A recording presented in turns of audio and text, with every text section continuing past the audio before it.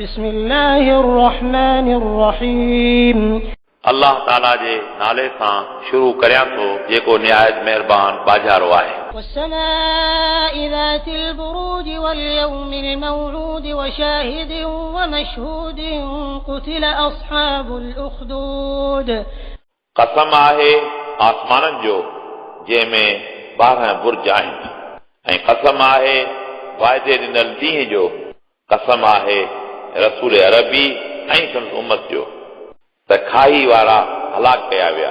النار ذات الوقود إذ هم عليها قعود उन बाहि में जेका भड़के वारी हुई जंहिं वक़्तु उहे उन ते वेहंदड़ हुआ। وهم على ما يفعلون بالمؤمنين شهود ऐं उहे पाण शाहिद आहिनि जेकी कुझु उन्हनि मोमिननि सां कयो हो।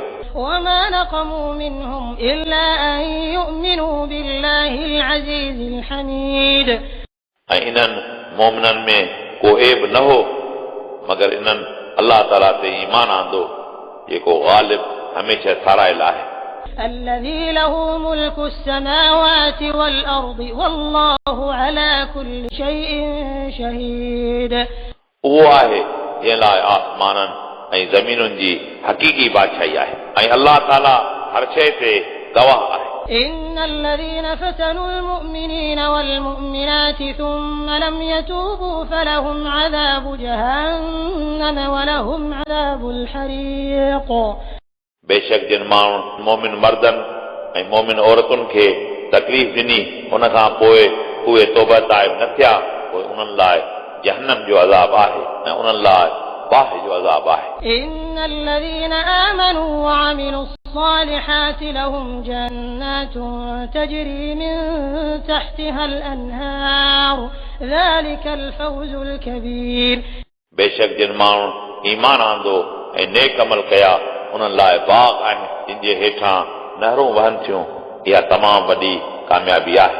إن بطش ربك لشديد बेशक तव्हांजे रब जी पकड़ बेहद सख़्त आहे।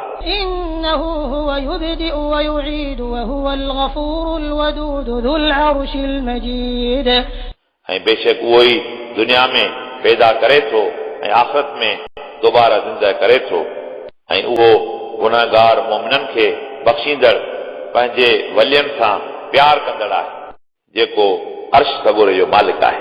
فعال لما يريد जीअं चाहे तीअं कंदड़ आहे।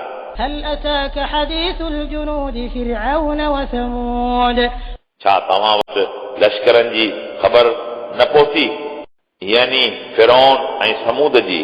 بل الذين كفروا في تكذيب बलक इहे माण्हू जिन कुफुर कयो ते तकज़ीब करण में आहिनि।